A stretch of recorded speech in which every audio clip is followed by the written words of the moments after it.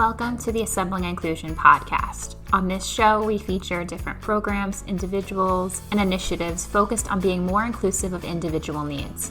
We invite you to learn right alongside us. If you want some additional resources or access to our courses, please visit our website or follow us on social media. But for right now, let's get right to the episode.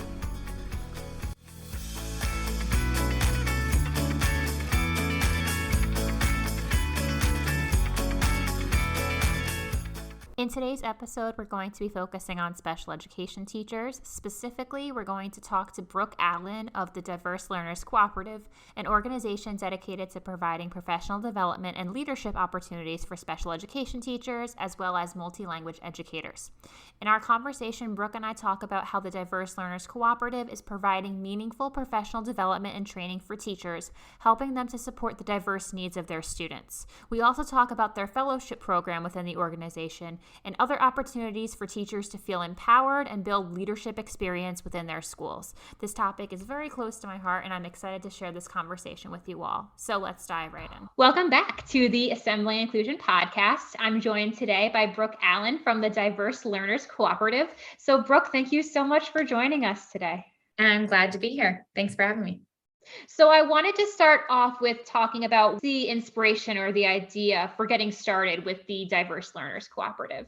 So I am a special education by trade and by heart. I have wanted to be a special educator since as long as I can remember. A couple of different life experiences that led me in that direction was in the classroom and at several different schools, and was guided by my own curiosity into what my professional development would look like. Mostly because it was limited. I had limited access to professional development that specifically targeted the needs of my students and then me as their teacher.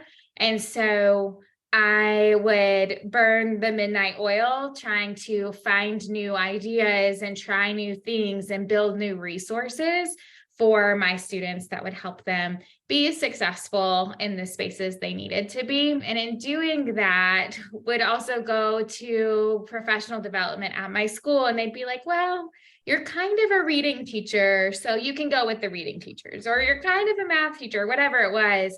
But I would always end up in these sessions with other teachers who were actively learning, and I was having a hard time tying it to what I needed to learn in order to be better for my students. My principals were great, but they would operate with a really high degree of trust of like, your kids are happy, your kids look like they're learning, great job. And then we'd sit down with our evaluation tool and be like, I don't know that this really fits what we're doing.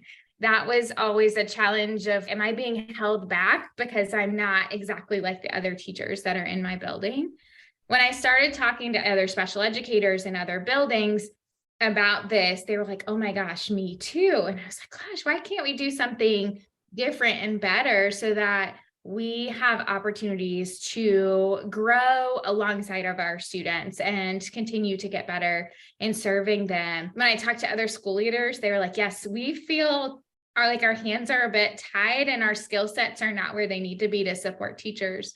So in those conversations kind of came this idea of, what if there was an organization that stood in the gap of professional development and just building access for teachers to the learning that they needed, the resource that they needed, the networks that they needed, all of those things that I needed when I was in the classroom. And so I brought this idea to a funder or somebody who was interested in this. And they were like, yeah, that sounds like a great idea. I was like, I know, who's going to do this? And she looked at me, she was like, you? So that was 5 years ago. And that was the genesis of the Diverse Learners Cooperative. And we're trying to disrupt systems of professional development that limit the access of teachers to all of the learning resources and networks they need to better serve their learners. I love that. And I connect with your story so much because I spent the first part of my career as a special education teacher in that same predicament of, okay, you're going to go to the ELA workshop, which is great. Okay, I'm getting the same PD as my gen ed counterpart teachers, but it doesn't always work for my students. And there was never really here's special ed PD, that's specific for your students' needs. So as you were telling that story, I was like, oh, this reminds me of my entire experience as a special education teacher, especially the evaluation part of it. There's such a mismatch of what a school is able to offer because you're one of one or one of two or one of three in your building. So it's like, well, you should just go with the grade level team or the content team, but that doesn't always fit. When I'm sitting in PD analyzing a benchmark that my students didn't even take, that is where it's confusing. How do we support the educators who are serving our students that are often furthest from opportunity already? And now their teachers are as well. That's a good point. And I think that's why I was drawn to your organization so much. I was like, this is a perfect mission. And it really is trying to solve a huge problem that's happening with professional learning and education right now. So I noticed that the Diverse Learners Cooperative has three main components on your website. It had the create, the connect, and the coach. And I do want to touch on all three of those individually, just because I feel like there's so much within each. But I figured we'd start off by talking about what types of professional learning do you offer? We think about professional learning on all matters of mode, if you will. So we are trying to think differently about professional development being the 30 minutes once a month after school or the once a week session that you might get, but thinking about how do we actually develop a team of professionals to better serve students with disabilities and also multilingual learners as part of our mission as well. We think about this in three different categories. That there are some strategies that are really beneficial for all students, some that target a smaller group of students, and then some that are the most intensive strategies that we're targeting a few students' needs. So all, some, and a few, you might think of it as tier 1, tier 2, tier 3, something like that.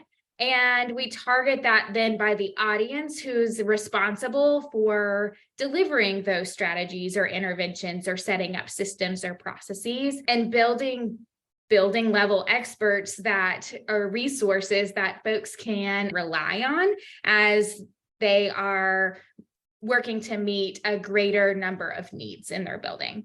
So things that might fall into these categories: tier 1, universal design for learning, proactive behavior strategies, collaborative structures, the WIDA EL standards, things like that. Everybody in the building needs to be bought in and understand their roles and responsibilities and be able to practice those as well.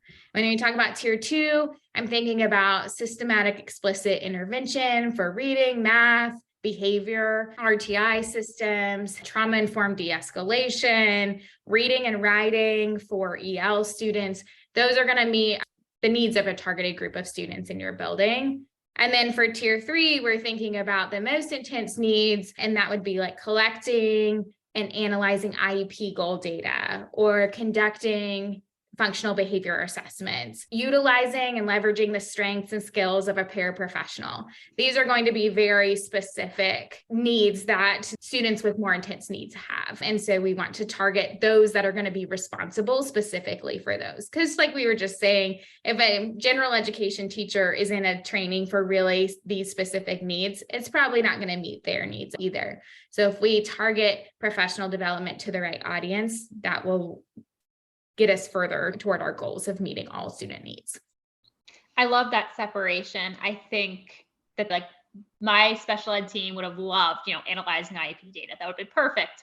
But like my gen ed co-teacher would have been like, no. Yeah. But the universal design, perfect. Like that would have been amazing. Or supporting the students in reading and writing because they were going to have students with an IEP in their class. That would have been perfect. So I love that you're targeting it to the group that really needs it, or opening it up to everybody if it's a universal thing that everybody can benefit from. Right. So a conversation with a principal might look like, when do you have PD? What does that normally look like?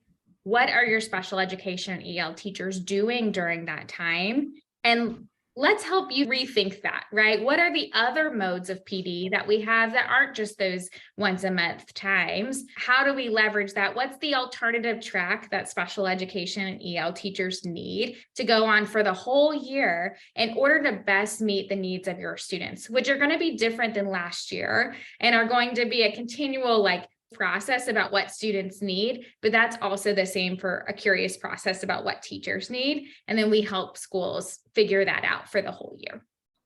That's great that it's tailored to the individual school then too, because every school is so different in how they handle their PD. And speaking of that, I know that you have a variety of ways that your individual PD is actually structured. So what have been some of the ways that you've provided PD to teachers and districts? PD, I think in general has become a 4-letter word in some ways. And so we are trying to think differently about then what PD looks like, thinking about the educator as the learner, and then how do we develop a learner-centered model around professional development. All of our PDs happen in sequence or series. So we do not come in and do a 1-hour session on this, or even a 4-hour session on whatever topic. It's got to have either pre-work, post-work, and accountability, or it's going to happen in series so that we can leave with the next step, come back, reflect on that, and be able to practice what we're learning and what we're trying out differently. So there's definitely cycles of idea, practice it, give feedback, apply it, go actually do it with students or in your classroom or whatever the strategy is,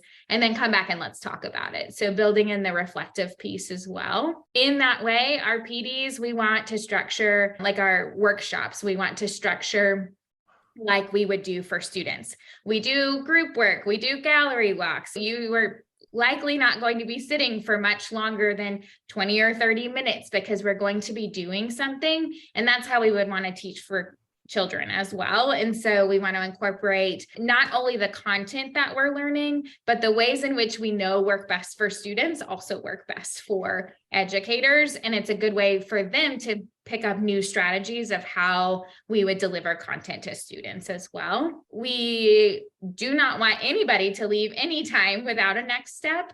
We do a keep, stop, start, like what's going to be different about what we're going to do next. And we are really responsive to needs that we've discussed and planned for ahead of time, but also in the moment, right? If teachers are asking questions about this, that, or the other, or we have a school situation we need to break down and really understand, we'll go off the rails for a time and really work through those things because that's what's going to matter to educators. So our whole team is former educators. So we're being the workshop facilitators that we wish we had in doing that because goodness knows we've sat through a lot of really bad PD. That is definitely true. I appreciate the hands-on approach to it. And I like the avoidance of the, this is just a one and done. Like you have that, we're practicing, here's what you're going to do next. Let's come back and talk about it. Cause that's the piece that I think is always missing is the now go do it and come back. That's missing with like one and done. Like you don't ever get that chance for feedback. So it's nice that you're making sure that's built into those sessions with the teachers. Sometimes we do co-observations or co-coaching sessions with the school team following a workshop. Again, you could send them off into the wild and hope that something happens. But if we don't have a good rubric to measure change or actionable coaching points, then it's not going to. And teachers are going to feel unsupported in even implementing that. And also in doing it in series helps us not think about cramming everything into that really short amount of time. Because if we've got more time, then we can be more responsive and space things out in a way that actually learners learn. That is true. Usually it's just a dump of everything. Like, here's everything you need to know. And then, okay, all right, you learned it. Great, bye. I like the manageable chunks. That does seem to be a lot more beneficial. From my experience giving PD too, that seems to be way better than just giving everything all at once. I wanted to mention the create section now of your website. I noticed you often co-design solutions with schools themselves to create more successful environments for diverse learners and their needs. I thought there was a diverse learner cycle of improvement that was mentioned on your website. How does that process work? Our first few years met with a lot of school teams and they would say, we really have this problem A. And we'd be like, oh, we can help with that. And so we develop a whole scope of work and come in and be really excited to help them solve this problem. And that wasn't their problem at all. And so we were like, okay, we've got to rethink how we do this, how we understand their needs, how they understand their own needs. Because if you're not if you're in the work, it's hard to understand about the work. And so we bring our partnership to be able to do that. We work with school leaders and school leadership teams to understand what the actual needs are. All of our school partnerships start with some version of a needs assessment. Sometimes that is actually the work that we're doing, and sometimes that's the lead in to the work that we would like to do.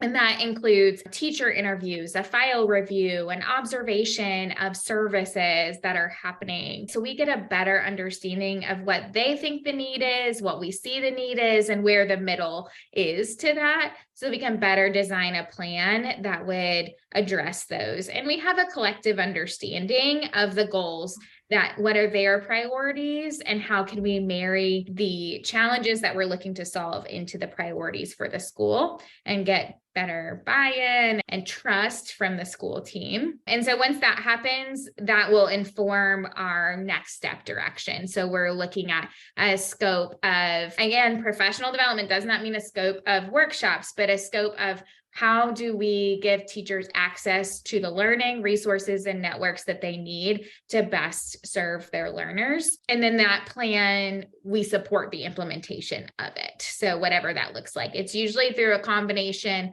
of training, coaching at both the teacher and the leader level, often some sort of resource development that a school might need. We need a playbook for this. We need a set of resources for facilitating a professional learning community at the school around a specific topic or with a specific group of teachers. So all of those pieces, that's some combination.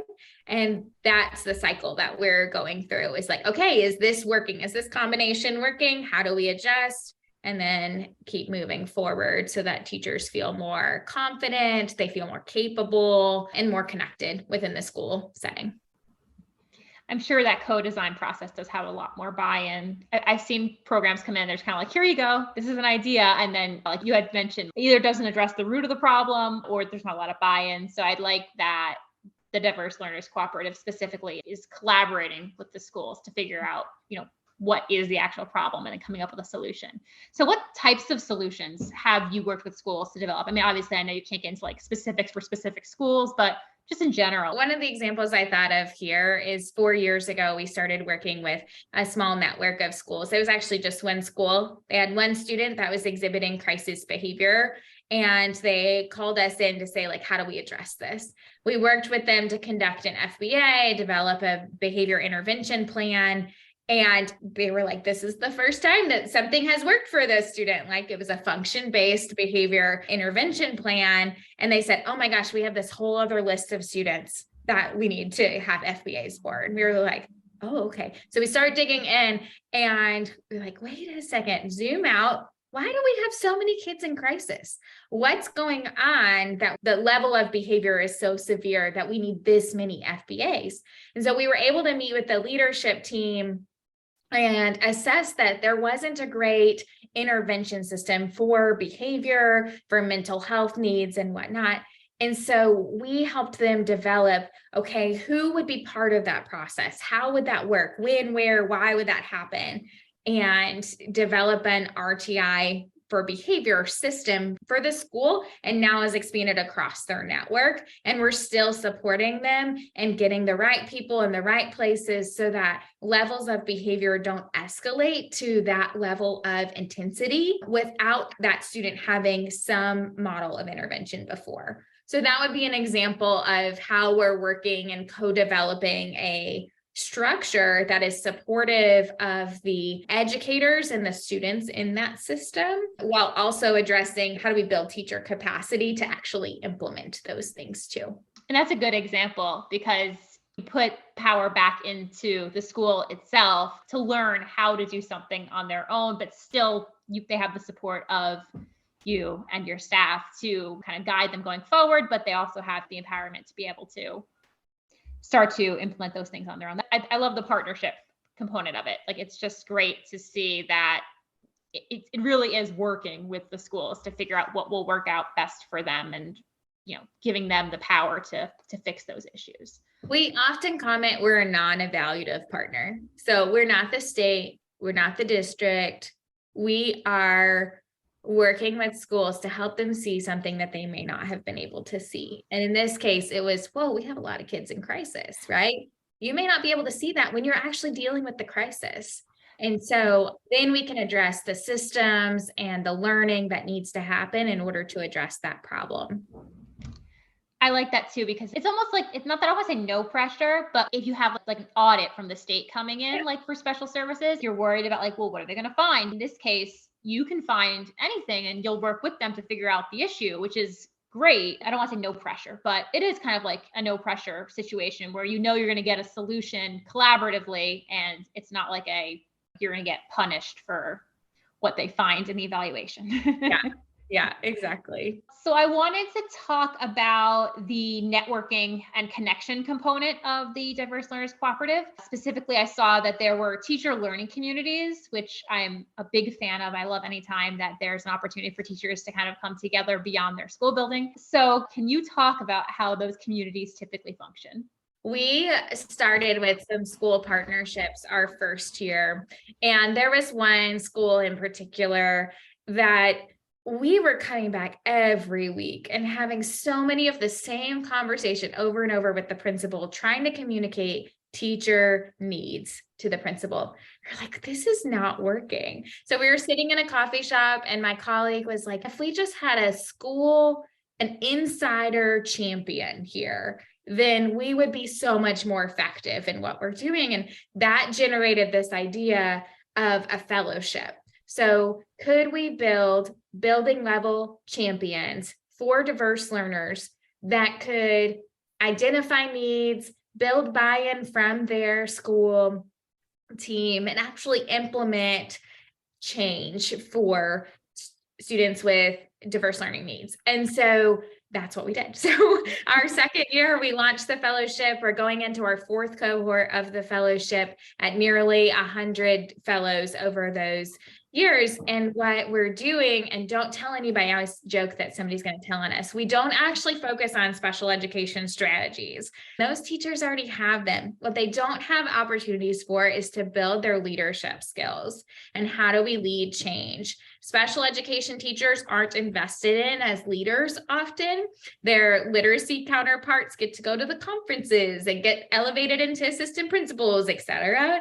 But we find that special education teachers aren't given the opportunities to really understand what it takes to lead change within their buildings. So as the fellowship, we are actively engaging teacher leaders through a summer session, and then for 3 days throughout the year. We have a cohort in Nashville and in Memphis. The in-person nature of it feels really important right now. And then they meet with a coach several times throughout the year. They implement an impact project where they are identifying a need and engaging their leadership teams, right? We're coaching them around how to have a conversation with your principal about something that needs to change, and then doing that. So we're seeing some really fantastic and creative solutions to challenges that have been persistent for a really long time in some of these schools.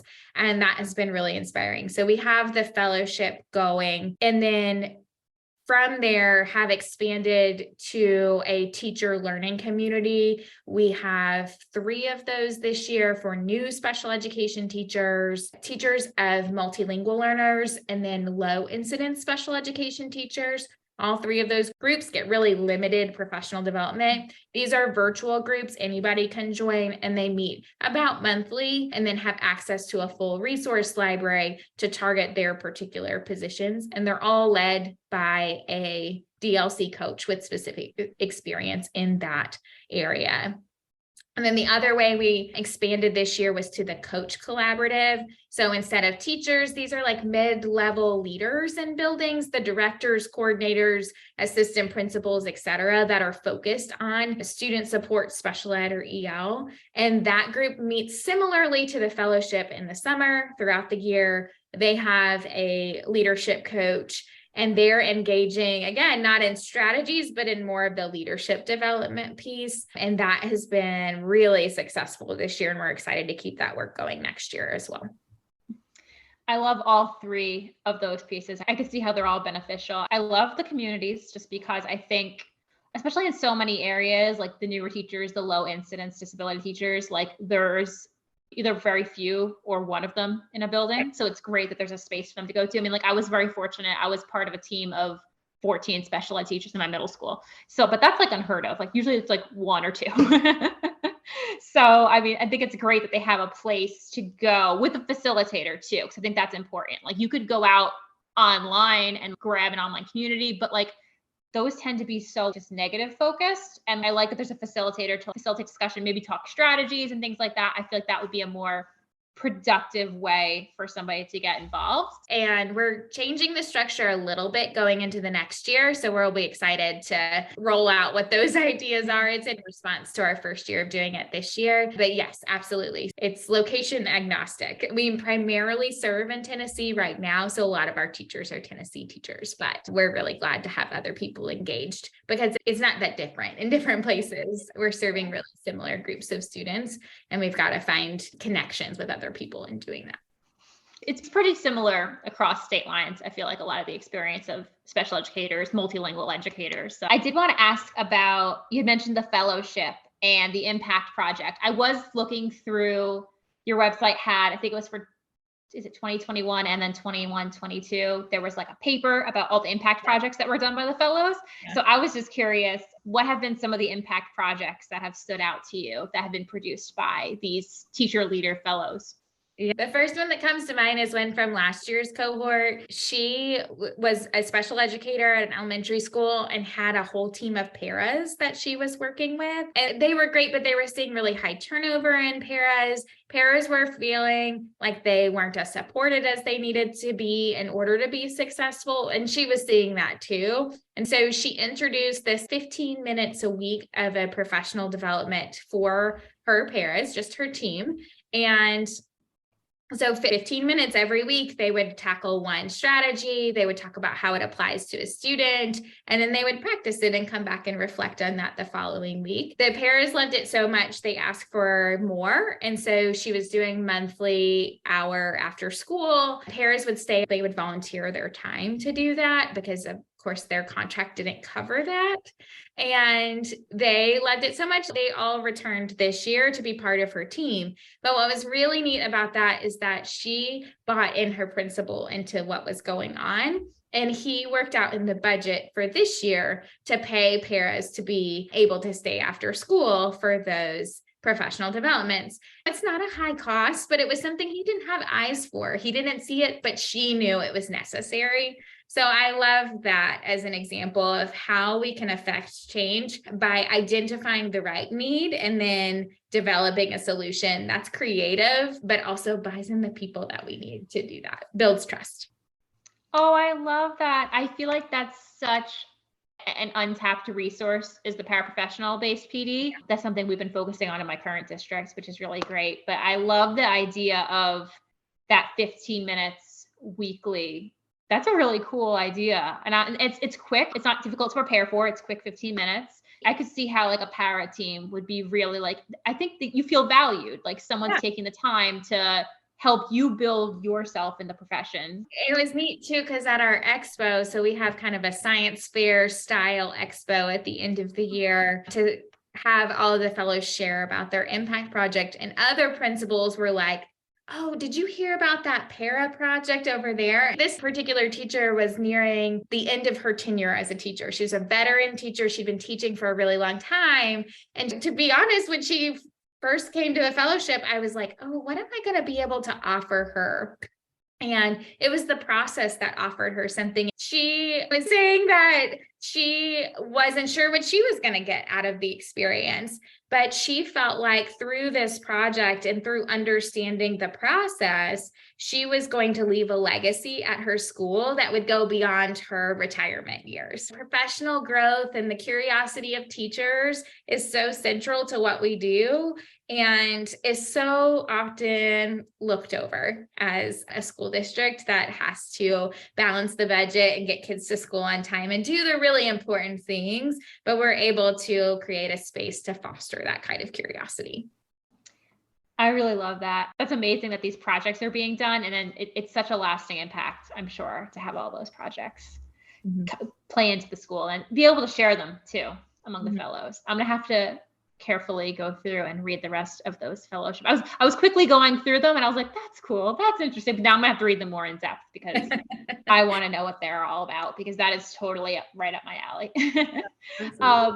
So my last question for you is just based on your experiences with the Diverse Learners Cooperative, how do you think the organization has benefited either schools or teachers, students, staff? We hear teachers on a regular occasion, and truthfully, when I'm feeling overwhelmed by leading this work, this is what brings me back to is that teachers will say, oh my gosh, I wouldn't have made it through the year without the DLC support. Or you stepped in when I wasn't sure what to do or if I could keep going. And one of our pieces of our mission is that we're on a mission to increase teacher retention. And we know that when teachers feel more capable, confident, and connected, that they're more likely to be able to persist in the roles. And we know that teachers who stay longer do better for kids. That's just a research-based fact. And so to be able to be a support that I needed when I was teaching for a whole and growing group of teachers feels so important to the work that eventually gets to students. And not even eventually, right? It is happening every day. Teachers are showing up for students.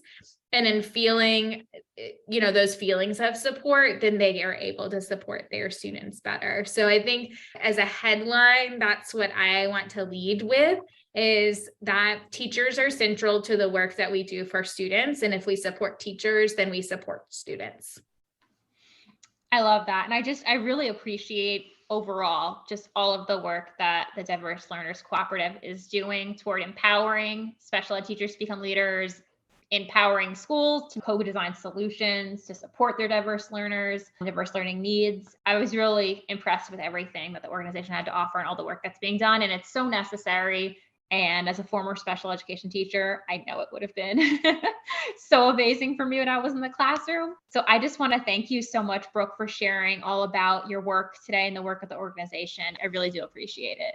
Yeah, thanks for having me. I'm always glad to share opportunities to engage this way.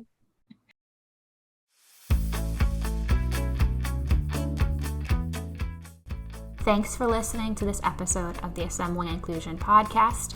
I hope the information in this episode taught you something new, gave you a new idea, or showcased a new perspective.